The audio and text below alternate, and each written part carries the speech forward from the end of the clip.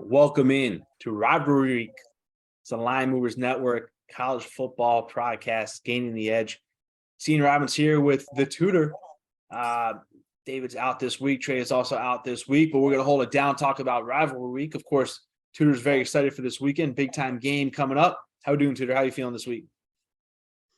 Oh man, like I said a few weeks ago, that I'm just happy that we are in a situation as a fan to even care about this week. Um, I'm excited. I'm excited. There's a lot of unknowns, especially with injuries. There's a lot of unknowns with playoff scenarios. Can Michigan lose and get back in? So it's going to be a very exciting, hectic, family-filled turkey eating weekend, and I'm excited about it. But I do miss you, David. I miss the voice of the Line Movers, but we're gonna try to do this without you.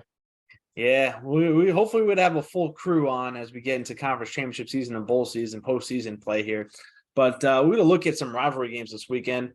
A couple of very interesting matchups to talk about. A lot of scenarios that are still at play. I cannot remember being this late in the season and just having so many unknowns. Like, there's one thing we know, that's Georgia's making the playoffs. What else do we know? No idea. Do we know it was the Heisman favorite?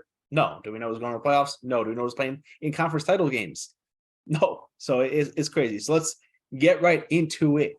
Starting out Friday. Remember, a lot of games on Friday, so check your slate here. This game is Friday afternoon. Start us out with a huge matchup in the American. This has implications for money for the BCS at-large bid for the American Conference Championship. Who's going to be playing for that? And a couple of mid-major programs, one that we know about, one that's had a great season. We got Tulane traveling on the road to Cincinnati. Both these teams are top two in the American. Tulane coming in ranked 19th in the latest edition of the college football playoff rankings. Cincinnati ranked 24th. Tulane traveling on the road as an underdog. Cincinnati laying 2 points, -2, and the over-under set at 46.5 points. Interesting game in the American. What do you see here, Tudor? Yeah, so we've been following this conference. I feel like all year. You and I have been we've been taking bets for quite a while, and I feel like Tulane and Cincinnati often come up quite a bit. Cincinnati has a really good defense. They do. They have a good defense. Tulane have a really good offense, right? So this game is going to be close on paper. They both lost to Central Florida recently, within the last 5 weeks. Other than the Central Florida loss, they've been pretty spotless. Then that should tell you right now that Central Florida right there, maybe even the best team in the conference. They beat both these guys, and then they blew it to Navy last week, which probably ruined their chances potentially to make a big time bowl game versus probably maybe Alabama or Clemson. But the first thing I noticed about this game was that the total was 46.5. These guys are gonna go after it. It's gonna go over. This is not gonna be a defensive struggle. These guys are gonna go after it. They're gonna try to win this game. They know what this means. Conference championship. This means potential big time bowl game to be on primetime TV. I'm actually gonna take a flyer on an overtime bet. This feels like the Friday night overtime bet. This is gonna happen. I do think the Mean Green of Tulane is going to win this game. Offense is going to prevail over the defense. I'm going to, 34-31 overtime. Cincinnati's not going to be able to overcome that offense. Yeah, it's a lot. We have been following this American Conference, and UCF, I think, is for sure the best. They've shown that by going on the road, beating Tulane, beating Cincinnati at home. Just a sleepy slip-up spot against Navy. Late in the season, kind of a weird trap game, and they just weren't prepared for the option, and the offense never got going. No excuses at all. Understandable spot, though, for UCF as well. Let's talk about these two teams, Tulane and Cincinnati. Cincinnati, of course, making the playoff last year, and one of the best seasons that we've seen, especially for a non-Power 5, Group of 5 team, and well-deserved. And they've been just kind of riding around. We think about Cincinnati, they've been playing some close games, especially when they play better competition. They haven't been a very good team against the spread. Really haven't been a good team against the spread at all. And when they've stepped up in class, they haven't really been playing their best. They lost to Arkansas, played close to Indiana, And Indiana's not great. Arkansas is not great. These are average, middle of the road Big Ten SEC teams this year. And lost on the road at UCF. Played a tough game. Game went over easily, but lost on the road. But what happened is they got beat up on the ground. They lost a ground and pound team, especially UCF. UCF has turned into a running team this year, and they just ran all over Cincinnati. And we know Cincinnati's got athletes. Ben Bryant's had a great year at quarterback. They've been able to move the ball up and down. And the best player in the field is going to be Tajay Spears of Tulane, the running back. And should be able to gain yards and win. And I agree with you. I think this game is going to go over. I think big time games with Cincinnati have gone over. This will be back and forth. I could see a close game there. I also like Tulane to win this game outright. And what I think it's going to set up is a matchup. So Tulane, interesting scenario with the American. Houston's kind of lurking. So Tulane's got winning in, either team win, and they host the conference championship game. The second place team is going to be kind of up for grabs. So UCF was in control. Now with their loss, kind of jumbles things up in second place because these two teams are playing each other. The loser is going to be in a tie with UCF, assuming UCF beats USF and they're 20 plus point favorite. Of course, we can't assume anything, but they are a big time favorite. Now, Houston is also a big favorite, and if they win, it's going to create this tie situation, and Houston did not play any of these teams. So what that does is that brings the college football playoff into the discussion, the rankings. And what the committee did this week is they ranked UCF at 22, ahead of Cincinnati. And what that tells me is they're only a couple spots behind Tulane. What it tells me is as long as UCF wins, they will be ranked ahead of the loser of this game. They will be in that second spot, and they will be traveling to play the conference title game in a rematch and have to beat a team twice, which is very hard to do, and we'll talk about that next week. But a lot on the line here. I'm agreeing with you. I like Tulane. I like the over big time. Let's look for some overtime football here on Friday to whet our appetite on a sleepy Friday here on Thanksgiving week. All right, let's shift over to Saturday nights. Big time game out west at the Coliseum. Big time rivalry game. Notre Dame, who has definitely played up level to competition. Big 44-0 win last week over Boston College.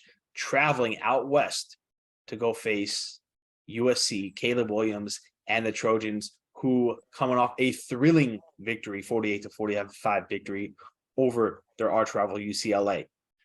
USC is still set up with a lot on the line. They got this game with Notre Dame.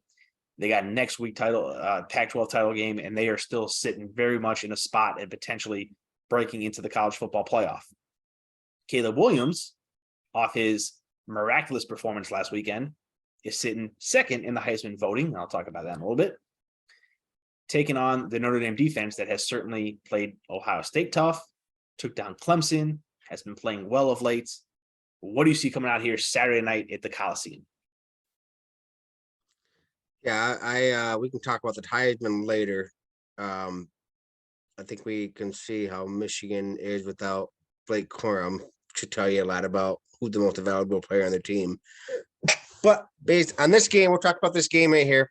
And I'm going to try to be objective as possible because you know how bad I'm a Notre Dame fan this weekend. And I don't even like Notre Dame. And I made fun of them plenty of times this year. I don't like the total in this game. The total is 64.5, I think, the last time I saw. Yes, 1.5, spread 5.5. Sorry. No, USC is a 5.5 point favorite, total 64.5. I feel like this is the game that Marcus Freeman really wants. He wants to start his first year with this rivalry with a win.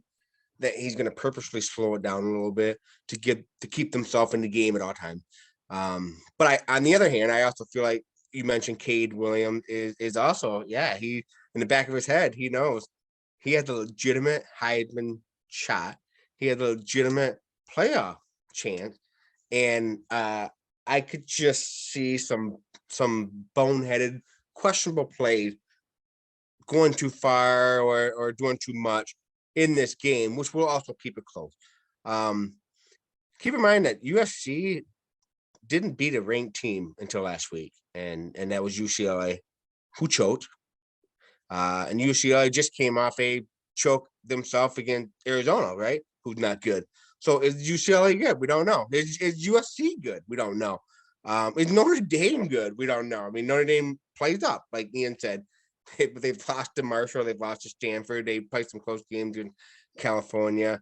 But Notre Dame's hot right now. And they've been playing spoilers. They beat BYU when they were looking good. They beat Clemson. They beat Syracuse when Syracuse was looking pretty good. And even looking back, they only gave up 21 points to Ohio State. So the defense has always been there, right? The defense has always been there. The offense is now coming along.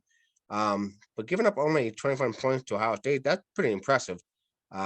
This is I can't believe I'm going to say this, but Notre Dame's a legitimate playoff team had they not lost to Stanford. And Marshall. If they, even with that Marshall loss, had they beat Stanford with the run that they're on, you're talking about Notre Dame right now, who probably next to USC in the standing. And this game right here is potential do or die playing game for the playoffs. But Ian said this, Notre Dame does like to play up. I mean, this year at least, seems that they play up. Marcus Freeman is he wants this bad. I think Cade Williams might be a little bit over his head. And I'm gonna go Notre Dame 27-24 under. Notre Dame covers and wins. Yeah, I think that's very correlated. I think if you're going under, you're on Notre Dame. If you're going over, I think you're taking a look at USC. It's a lot of truth. Notre Dame might be playing themselves maybe into a potential BCS. I don't know if it's going to get there with some of the other teams, with some of the at-larges, but we'll see. They should with that. This would be a big win. Yeah. USC is such a unique team this year. They're like the epitome of 2020s college football. They got a coach, Lincoln Riley, who leaves Oklahoma, goes to USC, takes his quarterback and receiver, both freshmen, highly talented 5-star freshmen with him, who are now sophomores as the next year, goes in and gets Biletnikoff winner from last year from Pittsburgh, goes cross-country to USC, plays there, gets a running back from a conference rival in Oregon, Travis Dye, has him come down. So it's like the epitome of transfer ball, college football, everybody move around and then play somewhere else. Like it's almost like free agency. So it's quite interesting to see this team come together. And a lot of people, when they look at USC is actually a team that I've liked all year. And I look at games like when they went on the road at Oregon State, where we're very, very bet against, and won a tough 17-16 under game where they didn't put up a lot of points. Now Oregon State's ranked inside the top 25. They weren't at the time. Now they are, and they're on a roll. That's a tough playing on the road, winning in a way that you typically don't. Now, their only loss this year is a game at Utah, which is another tough place to play with a senior quarterback who had a lot of preseason Heisman hype with a preseason top 5 team on the road. They were 3.5-point underdogs, took an early lead, had that game back on, only lost by 1 point on a 2-point conversion, a great game back and forth. So they definitely were in that game, and that's their only loss this year. And then they come back against UCLA, who's probably the most physical team that they've played besides Utah and Oregon State, and they were able to come back, get down early, come back, and match them score for score at the end and just create enough turnovers at the end. And Caleb Williams, what he's been doing is protecting the ball and making good decisions. He's making plays with his feet, with his legs, and with his head. And that's why he has shot up. He's been the consistency. And, USC kind of gets lost in the shuffle, but if you look at their body of work, it's pretty impressive what they do. And it comes down to this game. Now they kind of get a showcase here. They got UCLA. They got a chance with Notre Dame in prime time. And then next week they'll have a Pac-12 championship game, likely against Oregon, maybe Utah, maybe Washington, but either whoever it would be a top 12 team, to be to their benefit, of course, to make the playoffs and jump in. So how do I look at this game? Well, I think that it's a contrasting style. Notre Dame is a physical, run the ball, grind it out guy. They got one playmaker on offense, Michael Mayer, who can make plays through the air. They got a good running game. They got a physical defense. They're going to hit you. USC they got all the skill in the world. They're showing a little bit of health. Jordan Addison came back last week. Receivers getting back healthy. They have a wealth of talent on the offense, a wealth of speed. Travis Dye was held out last week. Maybe he's back healthy, but Brown came in. He did a great job. I think that if USC can get out early and get a touchdown on their first drive or two and get up a score and make Notre Dame chase, it's going to be a little bit too much for Notre Dame. Notre Dame's got to control the pace from the start, like you said, Tudor, if they can control the pace. I don't think it's going to happen. I think playing in the Coliseum, I think getting the ball to Caleb Williams, I made a bet on him last week right after that game at plus money to win the Heisman. I just think he wins. He goes out and wins the Heisman. He was a preseason favorite for a reason. kind of fell back. Hendon Hooker's gone. CJ Stroud's not looking very impressive. Blake Corum just got hurt. I think this is his trophy to win. I think he goes out and wins it. Like I said, this is a unique position. Lincoln Riley's been there before. Caleb Williams was the top-rated high school quarterback. Played at Oklahoma last year. Now he's at USC. He's got Jordan Addison, who was a Biletnikoff Award winner last year. I just think the offensive talent is too much for USC, and I really do think they win. I think they win next week, and I think they're in the playoffs. Whether they can be against Georgia or not, I don't know. But I think this talent level on this offense is probably the best in the country. All right, let's move on. And if they want to make a strong case, then they probably want a Oregon team in that finals. Yeah, probably. I mean, avenging a loss to Utah would be nice because then they beat every team on their schedule at that point. I don't even think. I think USC's in the spot, especially the way the schedule lays out. If they win out, they're in. I agree. Yeah. So let's move on to the big one. And I'm not going to intro this much, but 12 o'clock noon Eastern time in the traditional Saturday after Thanksgiving slot, the big game at the Horseshoe this year. Ohio State hosting Michigan. This line has been moving towards the Michigan side. It now sits at 7.5 points. Michigan getting 7.5, over under set at 56.5. I'm not going to say much. To your show. This is the second time that both teams have been 11-0 since 2006. And I know that because it was my birthday.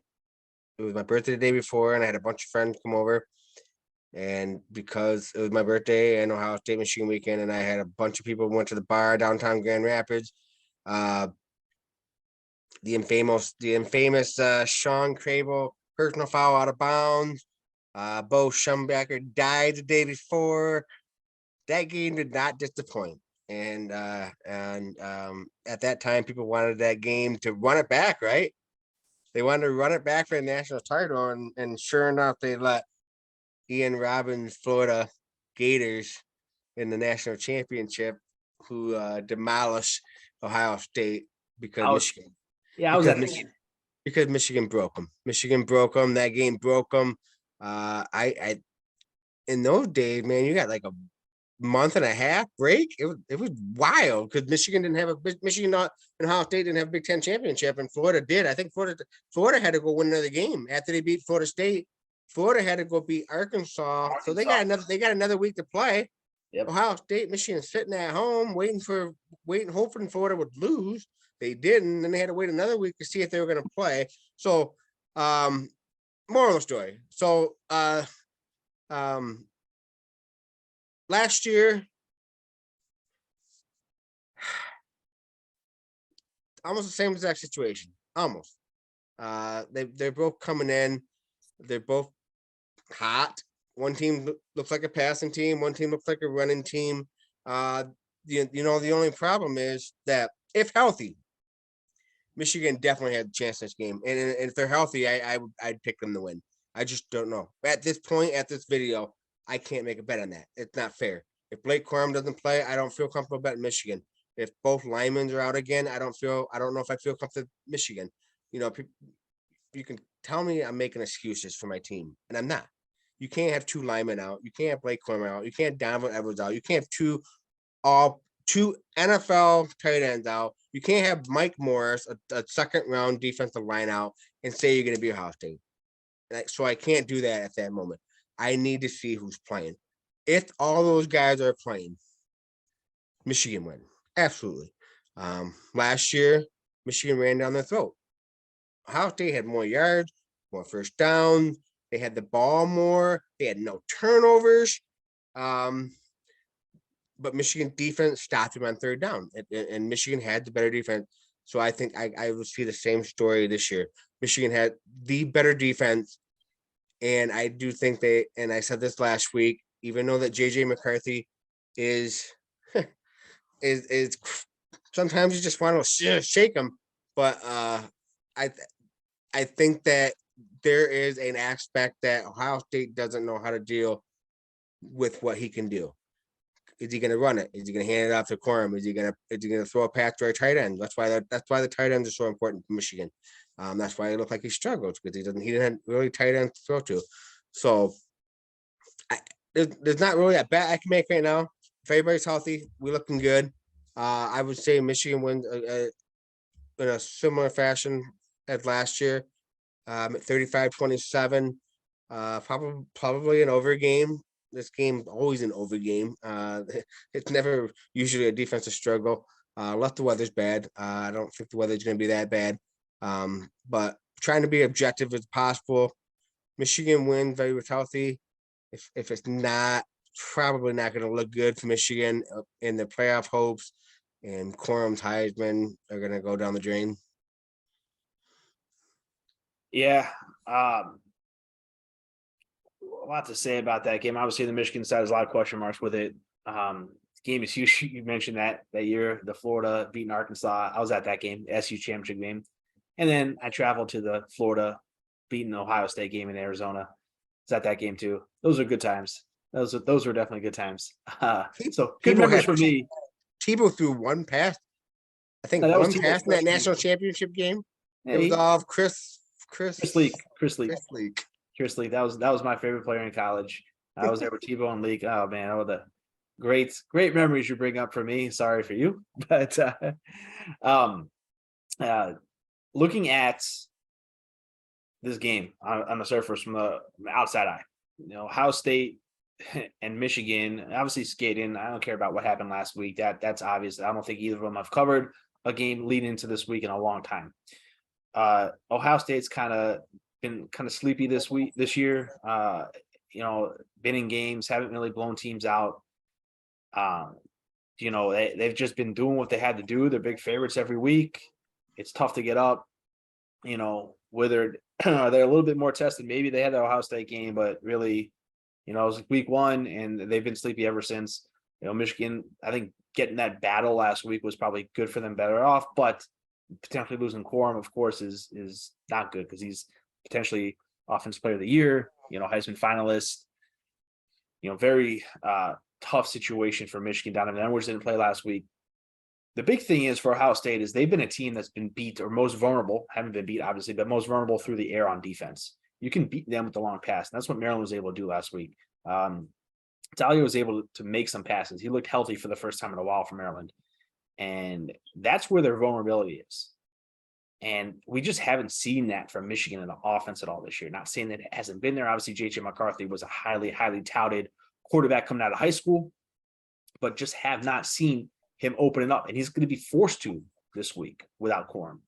Ronnie Bell's a very talented receiver. They got playmakers. Of course, it's Michigan. We expect that. They're tougher in the side of the trenches on both sides of the ball. But how are they going to respond passing the ball? It's going to have to happen that way. They've had slow starts all year in the first half and kind of turn it on in the second half. How's that going to be this week on the road in a tough environment at Ohio State? That's my biggest question mark. Will J.J. McCarthy open it up? He's going to have to win that game. He's going to have to win that game. And can he do it? We haven't seen it yet. Can he? Sure he can. Will he? I don't know. We'll see. On the other side of the ball, C.J. Stroud just doesn't look very good this year. Michigan obviously lost 3 NFL first-round draft picks last year. That's a lot, but they've been playing well this year. It's Michigan. They replace them. So Stroud has not looked great. Obviously, the injuries have piled up. Running backs, Trayvon Henderson has not been what we thought preseason. Jackson Smith and Jr. has not played at all this year. Obviously, Marvin Harrison Jr. has stepped up in a crazy way. He's probably going to win the Biletnikoff Award as best receiver, warranted award. Stroud is still the favorite for the Heisman. I don't know why, but he wins this game, probably protecting himself to win this game. He probably stakes a claim depending on what Caleb Williams does. Can he win the game? Sure, he's good enough. He's got enough talent around him. I mean, we're not talking about scrubs over here. We're talking about Marvin Harrison Jr. Eric. We're talking about good players. The running game has gotten going. What's going to be? I don't think they're as physical as Michigan, but I think they got more skill. I think Michigan's more physical, but obviously they got more injury questions because I don't think they have the same kind of depth that Ohio State does, especially in some of those important positions. So what's going to happen? I don't know. It's toss up in the air. I do think it's going to go under. I think both these teams have been playing in the under. They both going to start slower. First half under for sure. I would say because Michigan and Ohio State seem to be duds in the first half all year. They seem to be duds. First half, the bet I would make would be first half under for sure. Yeah. Who's going to make a mistake? That's what it comes down to. Who's going to make a mistake? Who's going to throw an interception? Who's going to have a fumble? Who could have a pick six? A strip sack? Who's going to make the mistake that's going to cause panic? Whether it's on Stroud's side or on JJ McCarthy's side, who's going to put the other team in a vulnerable spot? And I think once that happens, you'll see who's going to win. It's tight matchup, close matchup, hard to predict, and really, really going to be a lot at stake here. A lot at stake, and I think the players know it. The coaches know it. So I think you have a little slower start. Feeling out process could be a little bit tense early on, but I think once a play happens, things will loosen up. Who's going to make the play? That's the big question. All right. Any final thoughts on your game there? I know you're excited. Just get me to Saturday, right? I'm nervous, but there's a lot of unknown. I'm pretty calm about it at the moment, because I know. I don't know. I know, but I don't know. I know that Michigan is a good team. They went to Iowa and beat Iowa, who had a good defense. They beat Illinois without half their team, it seemed like, who had the good defense. Ohio State did not have a good defense. So if we can get some of these guys back, I think we have a chance. JJ McCarthy being able to run the ball and throw and dump to some of his tight end is a big part of Michigan's offense. And that's what they did to Ohio State last year. They ran the ball and dumped. They ran and dumped. They didn't do big plays. So like you said, if you take away that aspect, I don't know. I don't know if JJ and the receivers can do big plays, because that's what they're going to have to do if they don't have Corum and they don't have the tight ends, and there's a lot of unknown right now. I wish it was Friday night and I knew who the injuries were and I could give you my prediction of the score. But right now, I'm just happy that we're here. I mean, like I said, I'm happy that we're in the discussion. I'm more mad about some of the things I'm hearing about the playoff stuff than I am about about the game this weekend. To be honest with you, I'm sure we'll get it in a second. Yeah, I think Michigan did not convert in the red zone last week. They kicked field goals. They kicked 4 field goals and they scored 1 touchdown. That's not going to get it done this weekend. That's for sure. But we'll see what happens. Illinois is a different beast than Ohio State is. So yeah, you alluded to that. Let's talk about the playoffs. Real quick, thoughts on the Heisman. I mentioned mine. I put it back on Caleb Williams. I think it's really a 2-horse race right now. I think the odds DJ Stroud from a big game here. And Caleb Williams still has his time to shine in the next 2 weeks. He's coming on late. He was a preseason favorite. Usually preseason favorites don't win this award. So it's kind of funny. He wasn't. He was kind of a longer shot now, but now he's throwing for 450 yards. Lincoln Riley certainly coached Heisman winners before, and he seems right in line with the Lincoln Riley train that has set up, and he's been playing himself well into it, as we've seen Hendon Hooker now get hurt. I could just hope Hendon Hooker tore his ACL last week. Very tough way for Tennessee to lose last week, for his season career to end. I hope he still gets invited to New York as a finalist, because he deserves it. And I hope people still vote for him in the third, fourth place spot, because he deserves a spot in the seat in New York. He certainly had a great season. Blake Corum, so hard for a running back to win the Heisman. He would really have to rush for 250 yards and a couple touchdowns this weekend with Ohio State to back up the incredible season that he's had. Been the best running back for sure. It's so tough for a running back to win that award. And that's what it comes down to. Max Duggan, their offense is kind of slowed down. TCU keeps winning in different ways. His hype has kind of dissipated. I think we're in a 2-horse race. I think some long shots could potentially come through for some finalists, but I think it comes down to Caleb Williams, CJ Stroud. I think to me it's pretty straightforward. Stroud wins with a big game, and Caleb Williams loses the game. It's Stroud. If Caleb Williams does what he's been doing the last couple of weeks, It's Caleb. I don't know. Any thoughts there? Yeah, if Quorum plays the winner of that game, I think it's gonna be versus Caleb, right? Because Caleb had the night game.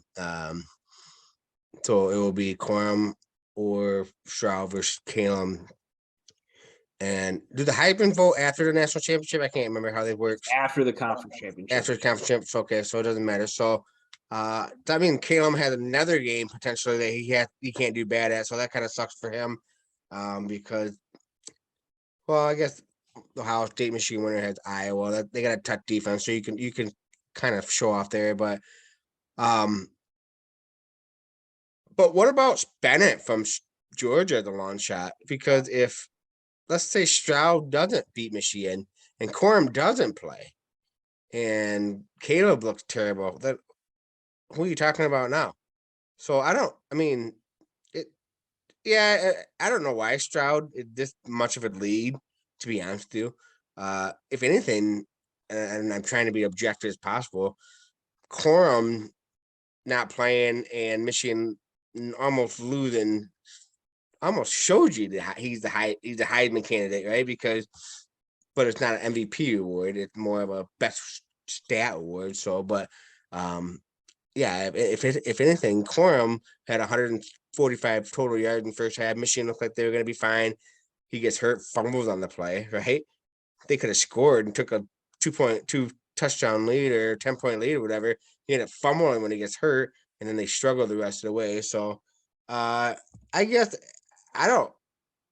I would probably do. I mean, there's no point of betting Stroud or Caleb right now. Maybe a long shot Bennett I would do. I don't know if Nix is playing, but I don't know why Jaden Daniels is even in the top four. That's kind of weird to me, but I don't even know if I'd bet the Heisman bet right now. It's probably just going to be Stroud, Williams, and Corum that get invited, and I do think maybe Bennett maybe get invited. Yeah, it's kind of funny. Go to this point last year, and Bryce Young kind of won that Iron Bowl on his own, brought back Alabama, and that's when he really took the award. And Aiden Hutchinson had a huge game against Ohio State and got himself in the runner-up spot. So there's still so much that is to be determined. What we think we know, we really don't know. Stetson Bennett's an interesting case. I mean, yeah, it could be like a career award for him. I don't know. At this point, I think it's 50-50 with Caleb and Stroud based on what we've seen. I took the plus money Caleb. I know the money it's moved where it was. We'll see what happens. You know, it's amazing that we still at this point. We still have actually a chance to bet on this award because it's not been the case like that in a while. In the last couple of years, we've seen a lot of movement when Devonta Smith came on late to overtaking Mac Jones. It's interesting market to look at for sure. But let's talk about the playoffs for a couple minutes here. And new rankings came out tonight. We're recording this Tuesday. Number one, of course, is Georgia. 2, Ohio State. 3, Michigan. You know, we know they're playing this week. 4, holding strong TCU. Just continues to find a way to win. Somehow, some way. 15 seconds left. Fire Joe, get the field goal off. Come back against Baylor in a very tough situation. 5. This is where the interesting part comes into play. LSU ranked at 5. Right behind them is tucked away is USC. And coming in after that, Alabama stayed strong ahead of Clemson. So I think the message has been sent as to what the committee is seeing. And it's saying, LSU, if you go out and beat Georgia, you're going to be in. TCU, go win. USC, I think they can make their case to jump. But USC, you know, assuming that LSU will lose to Georgia, and one of those two teams, obviously Michigan, Ohio State, is going to lose. So USC, I think, with 2 big top 10 wins will go there. I think the most straightforward scenario, USC wins, TCU wins out. Georgia beats LSU. Then you're at the situation. I don't even think LSU has a chance at that point. I don't think you're going to get in over a 1-loss USC team or undefeated TCU team. But that's the interesting point. We'll talk about that in the second debate there. But I think it's pretty straightforward scenario. If TCU loses, they're out, and that's where things can kind of get tricky. What do you see on the playoff picture there, Tudor? Yeah, I don't think anybody's really surprised by the number 1 through 6. Alabama being sandwiched is kind of weird. my first one, which obviously doesn't matter. Washington ranked lower than Oregon. I don't know why Washington beat Oregon. They had the same record. It don't matter. But TCU loses. I do think they're out, no matter what. They are setting up LSU. They are setting up for SEC. They're setting up for LSU beat Georgia. They're both in, or if crazy scenarios happen and Alabama might jump back in. That's the only reason I can think of why they put Alabama where they did. I think Clemson's in trouble. I really do. I don't think there's a scenario for them unless all of them lose, and then maybe. USC literally had the best resume to get in. They went out, they're in. TCU wins out, they're in, obviously. The only reason two Big Ten teams would get in is if TCU lose, LSU loses, and USC loses. And then I think you're going to see two Big Ten teams. I do not think the committee is dumb enough to put Alabama in over a Michigan team, so which would be the only scenario I could see them. I think obviously after this week we'll know some, but the conference champ, we still got big conference champions. I mean, Georgia could lose this week, right? They Georgia, could, but then they could lose next week. Yeah, they could lose as a so I mean, like anything weird could happen. I mean, Georgia could lose 2 in a row. So I guess potentially they could lose to 35-point favorite to Georgia Tech. Yes, and then lose. I mean, so like. Yeah, it's weird to talk about it now, but it is definitely, the committee is definitely favoring the SEC, and I'm going to go on a little rant here. There's a lot of people that just want to mention Michigan non-conference schedule. You did it before, as well last week, and I remember you jinxing injuries, and then I told you not to jinx that. And I told you not to jinx it. Now everybody got hurt. But here's the thing: I'm kind of sick of the talk of like, oh, Michigan didn't play a good out of conference schedule. It was 2 months ago, people. Okay, they manhandled all these teams. It's not like it was close games. They manhandled them, right? Why didn't they have UCLA still? UCLA was 3-9 when they canceled the UCLA series. Hawaii was 8-6, 8-5 the year before. They had beaten Arizona, they beat Oregon State, they beat 8-3 San Diego State, they beat BYU in a bowl game, and they finished 10-5 or some crazy stuff. And then so Michigan, maybe that's what Michigan did. Maybe made a business decision. So okay, fine. Dumb luck that Hawaii sucks now. UCLA is good. That's okay, that's fine. But why does it matter? They dominated these bad teams. Fine. They look good, right? So why do you have to? Why are we in Colorado State? They've had winning records all these years, and they suck now. Okay, why do we have to schedule monsters when you have at Iowa coming, at Ohio State coming, you have Michigan State in the schedule, you have Penn State on the schedule. Those are good teams. Okay, Iowa didn't pan out well as we thought. Michigan State, whatever happened to them. But you're talking about an Iowa team that if they had one more win, they didn't blow it against Illinois or Iowa State, they're top 15 right now. That's a top 10 defense. Everybody would be scared of them. So, but nobody gives credit for them beating Iowa. And Ian said it earlier, nobody cares about conference games, all about out of conference games. Georgia played Oregon. Fine, you beat them. But they played Stanford, Kent State, Georgia Tech. They avoided Alabama. They avoided LSU. They avoided Ole Miss. So, of course, they got to play Oregon, right? TCU, Colorado, Tarleton State, Kent State. And then they only played one team in the division, top 15, Kansas State. USC, Rice, Fresno, and they're getting Notre Dame, right? They avoided Oregon and Washington this year. So, of course, they needed Notre Dame on the schedule.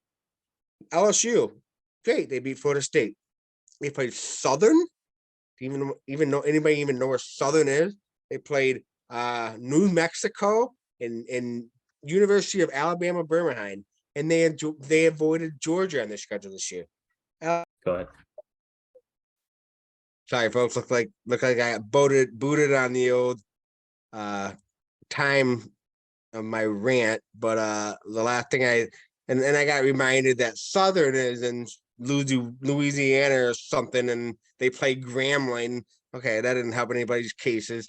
Alabama played Utah State, Austin Peay, Louisiana Monroe, and they beat Texas without their quarterback. Congratulations. They also avoided Georgia. And Tennessee, who shouldn't matter anymore, played Ball State, Akron, Tennessee, Martin, and Pittsburgh. So spare me, guys. Spare me. Michigan played a crappy schedule, and we need to, punish them for that. They look good in a crappy schedule. They didn't have any hiccups. They beaten everybody in the Big Ten besides last week with some injury concern. They beat everybody pretty soundly, okay? For years, they've had Notre Dame on their schedule. They've played in Alabama. They played Texas, Washington, Florida. What they got Texas coming up, and they got Oklahoma coming up. They got Notre Dame again coming back, Washington coming back. So spare me the BS about they didn't schedule anybody. They are a good team, okay? And if you asked, let's say you asked Georgia, who do you not want to play first round? They're not picking TCU over Michigan. They're picking TCU. They're not picking Clemson over Michigan. They're picking Clemson. Okay, and that should tell you right now as a committee, and I hope the committee knows that on paper, looking at the games, what they do, they don't look pretty when they win. Michigan's a better team than Clemson. Michigan's a better team than TCU. They're a better team than Tennessee. I'm sorry. They probably would have their way with Alabama this year. And we'll see what happens with Ohio State. I do think they'd have their way with USC this year. Their defense is solid. They can control every game they play. And I just hate the schedule talk. That's not their fault. The things that are scheduled from far on. And I hate the fact that a team like LSU, or not LSU, but Oregon can lose to Georgia, and that's okay. Okay, why is that okay? So they get the benefit out losing 30-something and nothing to Georgia. That shouldn't be okay. So should be the 4 best teams in the playoff. And even if Michigan loses Ohio State, I will die on the hill that I still think they're a top 4 team. Injury-wise, I don't know what's going to happen. If everybody's hurt and they lose Ohio State, then, that's fine, whatever. But that's my rant. And I just hate the schedule talk. It's just BS, because I know there's going to be a year where the year that Michigan plays Texas, they also got Fresno State. Watch them lose to Fresno State and Texas, win the rest of the game, the Big Ten, but they can't make the playoff because they lost 2 games out of conference. So it just doesn't. It can't work both ways. It really can't. You play the game on your schedule. Look at Gonzaga. Gonzaga is ranked number 1 seed in basketball. They don't have a schedule, right? But they're still ranked number 1 because on paper they look good, even though they don't finish well. But there's people consider them a top team. So why is it different for football? So that's my rant. Ian, take it away. Gonzaga did just play the number 1 and number 2 teams in classics. They always play the top teams in the preseason, in the winter tournaments. But here's the thing. It's fine. Michigan doesn't have the schedule right now. But what the committee is saying is they can get in if they win all their games. Basically, what's happening, what I'm seeing from my perspective, is if you don't play a Power 5 team, you don't get slack. Like, you could lose that game, and you could lose a conference game and still be in the discussion. LSU lost their neutral site game to Florida State. They lost the conference game, but they still have a chance to win their division. TCU doesn't have, because they're getting credit for playing somebody else. So it doesn't matter if they win or lose that game. Like, Ohio State lost last year. That didn't matter. They still had the chance to make the playoff. The conference loss doesn't matter. So basically, the committee is saying you could lose a conference game and be okay. You could lose a conference game. But you can't if you lose a big time out of conference game. That's my point. But you can, though, because if we schedule Alabama first game and lose to them, can't lose. You can't lose the game. You can't lose another game. LSU being ranked number 5 says you can. LSU having a chance that you can. LSU can still win their way in. That says that they can. Oregon was ranked is still ranked inside the top 10. And if Oregon goes out and they go on the road, beat Oregon State, who's ranked in the top 25, and then they go beat USC and TCU loses and some other things happen, then maybe they're in the discussion too. And even with their 2 losses, because they're getting credit for, okay, you lose that game. You could lose a conference game. Conference game doesn't matter. Like, you could lose a conference game and come back and win the conference title. We saw that last year with Michigan. They lost a conference game in the middle of the year, came back, beat Ohio State, won the conference title. They're in the playoff. That's not a big deal. Like, we see that. But if they played a big non-conference game last year and lost, let's say Alabama, they wouldn't have made the playoffs. So they would have screwed themselves. So at what point is it okay or not okay? That's when you had an undefeated Cincinnati team. And then you would have the debate of, are they in or not? And does the conference title matter as much? And then you get into that discussion. Like, if TCU loses this week to Iowa State, comes back, wins the conference title as a 1-loss team, are they a 1-loss major conference title team? I don't think so, because it's TCU. But if that's Michigan's scenario, I do think so, even though Michigan's not going to be able to have that situation because they're not going to make the conference title game. I just think the committee is saying, and this is going to all go away in a couple of years when the playoff expands, is you go out and challenge yourself out of conference. You're going to get credit for that, win or lose.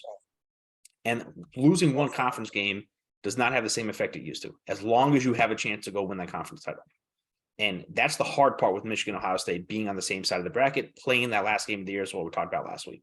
That game in that spot, in that stakes, when one of them has a loss, makes like they both could have lost last week and nothing would have changed. They both could have lost that game, and they both right now would still be playing for a playoff playing game, because one of them would be going to the conference title game, and one of them would be playing for a conference title, and that conference title would be a spot in the playoff. That's for sure. And it wouldn't have mattered. But if they lose this game and don't get that extra change, that's when it does. That's why you see teams like the Pac-12 go to the top 2 teams. American go to the top 2 teams. Big 12 go to the top 2 teams. That's why you see some of those conferences go to the top 2 teams, because they want that chance, because they got left out, because the Pac-12 is not broken through, because the Big 12 got left out with TCU. So they say, okay, we're going to give them a big game. We're not going to have them play Iowa in a conference title game. We're going to have them rematch each other, and that rematch has happened before. So that's why Pac-12 scheduled that. That's why the conferences are saying, that's why the SEC requires every team in that conference to schedule somebody out of conference, because they know that they get slack for it, because they know that if LSU week 1 plays Florida State on a Monday night or on a Sunday night in a showcase game and loses by 1 point, and loses a conference game to Tennessee, who was ranked inside the top 5 at that point, ranked inside the top 10 now, and lose that game, they could still win their way in with the conference title, win their way into the discussion with the conference title. Alabama lost last year, didn't play in the conference title game, still made it in. So the conversation shifts when you have that game on your resume, because losing a conference game just doesn't matter as much. And that seems to be the case, like, no matter what. And I think looking at the big picture, it's helped out USC in the Pac-12 discussion right now. TCU is just going to get a tougher game as it is, but it's going to be a showcase game. Kansas State's Kansas State, but it's the second best team in the conference this year. Like, USC getting the chance to play Oregon again, it's a statement. That's a way for them to get there. But if they didn't split, and maybe they're playing Oregon State or Washington State, or a team like Iowa in that game as a 30-point favorite or 20-point favorite, it doesn't have the same effect. That's why they switched. That was their response to that, because they weren't getting the slack. The Big Ten was always getting the slack. A 1-loss Big Ten champ, that's Michigan, Ohio State, or even Penn State, is getting in. The problem is Ohio State, Michigan State, and Penn State are on the same side of the division, and they cannot play each other in the conference title game. And that's a flaw. That's a flaw in their system, because since the playoffs been instituted, Wisconsin has mostly won the West, but we've seen Northwestern, teams that do not have a chance at the playoffs. And that's the Big Ten's flaw. And there's been cases in the SEC where that's been a flaw too, where Missouri has won the East when Alabama would be a 30-point favorite. Alabama was a 20-point favorite over Florida for a couple of years. Like, there's been big spreads in the SEC, and that game has just been deemed like a meaningless game. And that's a flaw also. I think the way that these other conferences are doing it, where it's the top 2 teams, the best 2 over the course of the year, whether you played or not, get a rematch, whatever, makes that statement. That nullifies that gives you a chance to redeem a loss, and it gives you slack. And like, if Ohio State and Michigan had the chance to play and then play again next week and then win again and rematch, that's a much tougher case for the top two. But the fact that they don't, Michigan get in, but you better win your games. Just go win your games. Win your games and go in. Why is it okay for the SEC to schedule the Division II teams in the middle of the year while the Big Ten is playing meat of the schedule? Well, it's because they're starting the schedule earlier because they're playing week 1. They're playing other teams. Week 1, they're playing Florida's playing Utah. LSU's playing Florida State. Week 2, Alabama's playing Texas. So they have to schedule the other teams later. They schedule less of them.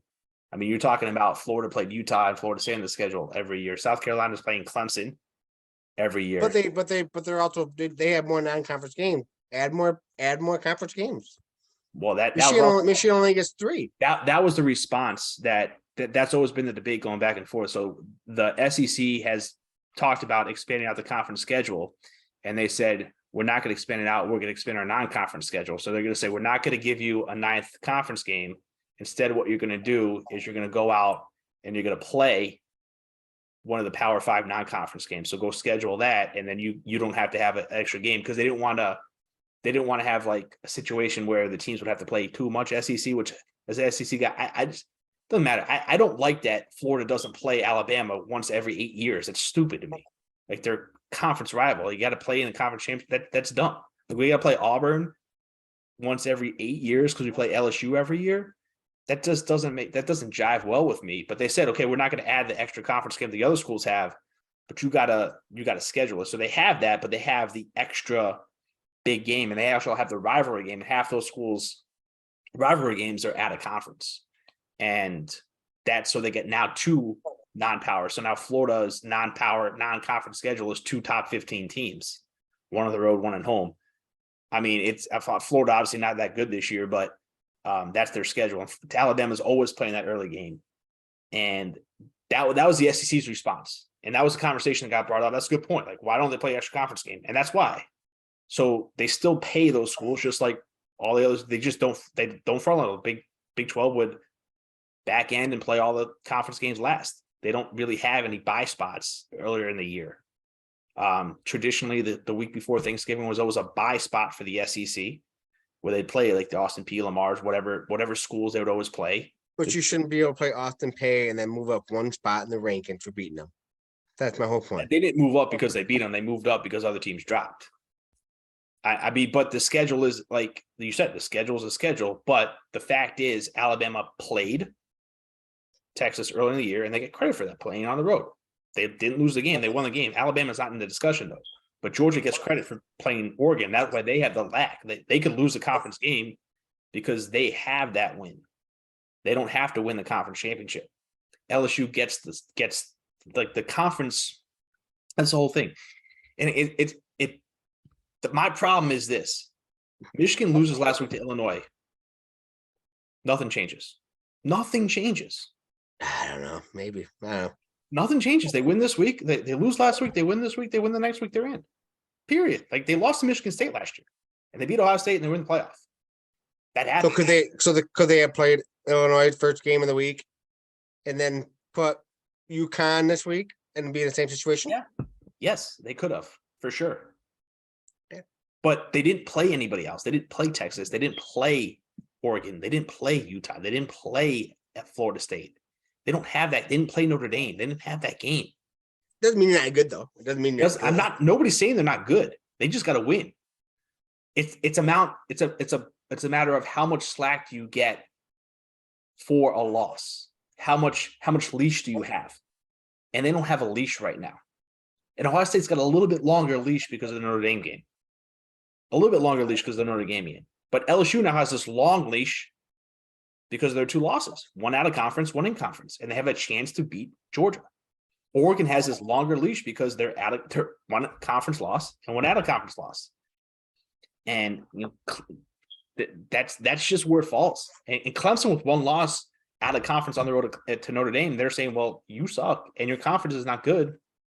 Therefore, you don't even have a chance with a loss. Not even a conference loss. An alley conference loss. And they probably don't even have a chance to get in. So who are you seeing your top 4 teams, Ian? I'm gonna after this week, not next week. This week. After this week, I'm going to see. Well, I'm also betting on USC to win. I'm going to say if USC TCU wins, it's very straightforward. It's 1 Georgia, 2 Ohio State, Michigan, whoever wins that game. 3 is going to be USC. 4 is going to be TCU. You think USC would jump? I think USC will jump.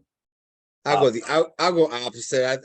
I think they won't cause any troubles, and they'll put TCU 3 and USC 4, and then but maybe depending on the conference championship game, they might flip them at that point because there will be another top 10 win for USC. LSU is probably going to hang tight at 5. I think you're going to see the loser of Ohio State, Michigan go to 6. And then you'll see Clemson sitting at 7 with a win over South Carolina. I think they would jump Alabama with that conference title game looming. And then when you get down to it, I think that loser of the Michigan-Ohio State game is going to be lurking if USC and TCU both lose. I do think that flip one more scenario. I'm going to say, all right, Georgia won, winner of that game 2. Say TCU loses. USC is going to bump up to the LSU could bump up to 3. LSU doesn't really matter because they win, they're in, they lose, they're not. USC is going to be 4. The loser of the Ohio State game is going to be 5. So loser of Ohio State, Michigan is going to be 5. I think TCU is just going to bump down to 6. Now, if they drop down below Alabama or Clemson, that's an issue. That means that they have no chance. I want to give them a benefit of the doubt and say they have a little bit of slack to come back and win the conference title and do that. So I would rank them 6 and give them a little bit of leeway and have them above the 2 lost teams. You know, so if Clemson's behind Alabama, I don't know how they jump, to be honest with you. But I would like to see TCU 6 there. They would have to then win that conference title game convincingly enough to jump an idle Michigan or Ohio State if USC and LSU both lose or one of those teams loses. I think that loss would open up the door. I think that TCU loss is more important either way. 2 of those teams have to lose. USC would have to lose. TCU would have to lose. 2 of those 3. LSU would have to lose. And then Clemson would help. Clemson would help. Clemson would help. I just like being stuck behind Alabama is a statement that just like. Well, it would help the committee because they'd be like, "Come on, Alabama." I don't see how Alabama gets in with 2 losses. I don't see it. I can. I know we can, but like, I don't. I'm an SEC guy. I don't think it's right. I think Oregon with 2 losses and a conference title should be in that discussion above Alabama, personally. And where they are right now, 6 and 10. Alabama, Utah, or Oregon is at, I believe, 9, right behind Clemson. And hey, Oregon is the top. You know, they certainly have a chance. They have a tough road game against a top 25 team this week. They have would be a USC game next week. So that is 2 top 10 potential victories for Oregon, who then would say, okay, we lost a conference game to a top 15 team. We lost a neutral site to the number 1 team first week. We have as much of a stake to claim as that spot with 2 losses than anyone else. We have 1 conference loss on the road. We have 1 non-conference loss versus a Power 5 team.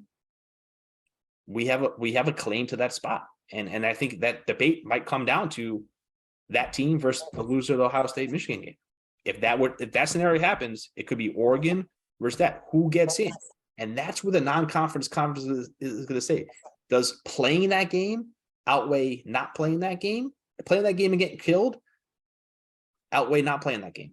That's going to be the question. Playing that game, winning the conference title, getting destroyed versus not playing the game.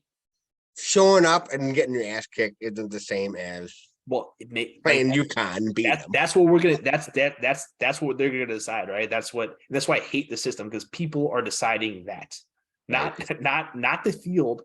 People are deciding that. I would love to say, all right, you guys go play it out. But this is probably the best year for the argument. I feel like I don't remember making a scenario where 9 could get in. It's been, it's always been Alabama with a given, and another SEC. I feel like or Clemson and Alabama are always given. It felt like. it doesn't feel like that this year, especially because they're not even in there. So Yeah. like I feel like you got 9 teams that could legitimately somehow play their way in, and you're still gonna have controversy.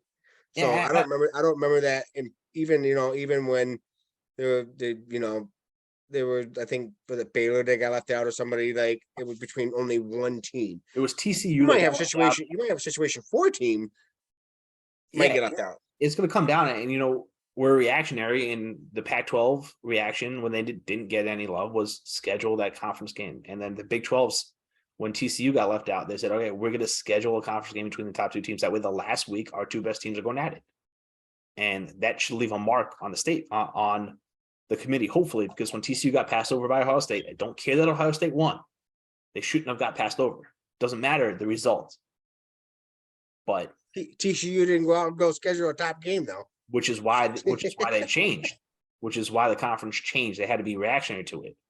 So the team that hasn't reacted to that is the Big Ten, because what's happened is the winner of that game has made the playoffs, because the winner of that game wins the conference title game, and it goes. But it comes down to that game.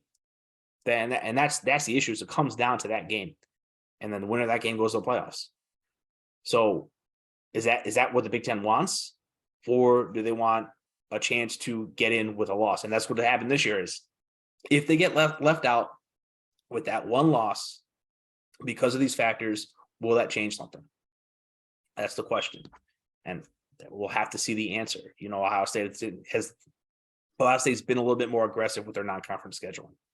I think it's easy to say that Michigan has in the past done it, but this year in a vacuum, just looking at this year, looking at Hawaii, Colorado State, UConn versus anybody else makes a statement, whether they beat them or not. And we're just talking about non-conference wins, because conference really doesn't as much matter. It's who do you play, and like Oregon playing Georgia sounds a lot better than Oregon playing. I mean, Oregon did play, right? That every team has played smaller schools. It's that one, the fact that there's one game that stood out. One game is different than the others. That's the difference, and that's what we're going to see. TCU doesn't have that, because Colorado is that non-power 5, but they're a terrible team, and TCU is not even getting part of this. The TCU is the one that has to win out. They don't get any lax. Now, USC has a loss, and they have a winning in. So even when Utah only lost was Georgia, they were winning in, or not Utah. Oregon was one loss was Georgia. They were winning in, and I don't know, like what's the Big Ten's reaction going to be if they but don't? you also got but you with the team that you schedule, you're hoping Ashley is good though, like super good. You couldn't plan Georgia being phenomenal at this point. It doesn't even much matter. Like LSU played Florida State. Florida State wasn't ranked preseason. Obviously, they're ranked now, but like you don't know that FSU hasn't been ranked in a long time. This is the first time they're ranked with a good team in a long time, and they scheduled this game. So now it looks better. So it's really hard to plan that out and say, but the fact that you played the game versus a name brand still holds weight. Like Utah going on the road to play Florida, even though Florida's 6-5, not as great this year, but the fact that they travel to play them stands a little bit more ground than not playing them. Tennessee played at Pittsburgh. Pittsburgh was a contender last year, not great this year, but the fact that they played that game, went on the road to play it, kind of that's why Tennessee was locked into that spot had they not lost to South Carolina, because they had that game on that resume. And that's why the SEC did that, because they learned how to beat the committee. And they've gotten multiple teams in. So now the Big Ten has a chance to get multiple teams in. If they don't, are they going to change? I don't know. That's the big question, because do you really want to win this game? Then you want to go be a 30-point favorite against Iowa next week, or Northwestern, or Illinois, or who's the other team with a chance? Purdue? Only 2 teams have a chance. No, I think Iowa. Illinois, Iowa. Illinois can win if they both lose. Right. So but who wants that game? Like Ohio State was a 4-touchdown favorite on Northwestern. Who wants that game after that week? As opposed to, why are you saying Northwestern? Because what was it, 2 years ago, 3 years ago, Ohio State, Northwestern's been in the conference title game twice. I wouldn't want to play Iowa right now. Oh, shoot. but you're still going to be a 20-point favorite. I don't know. Iowa, we won 9-6 or something. So it's just like it just kind of deflates it, and I don't know. SEC happened too. Like Alabama. What would TCU and Iowa play tomorrow? What would you bet money on? TCU. Be a good game. No, I mean Iowa just can't score this year. TCU. TCU going to score in Iowa? Yeah. Big enough speed. That's why you got to play the games. I want to see those playoffs. Iowa and TCU, and show the Big Ten they're tough. Well, we don't know because the Big Ten doesn't travel. Hey, they traveled to Iowa State and lost, right? Yeah, right, exactly. So I don't know, a lot to be desired, but gone a little bit long here. Thank you for joining us this week. It's amazing. It's the second to last week. It's the last week of the regular season. We still have no idea what in the world is going on. So hang tight. Thanks for sticking with us. If you stick with us this long, have a great week. Good luck with your bets this week. Happy Thanksgiving. Stay safe. Happy Thanksgiving, everybody. All right.